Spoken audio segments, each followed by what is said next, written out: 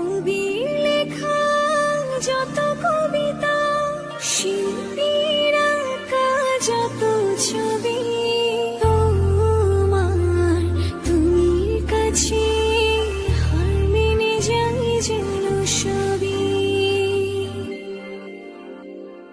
সাঁঝের বেলার রাঙা গধূলি, বর্ষাকালের ভরা নদী, তোমার রূপের কাছে হার মেনে যায় যেন সবই।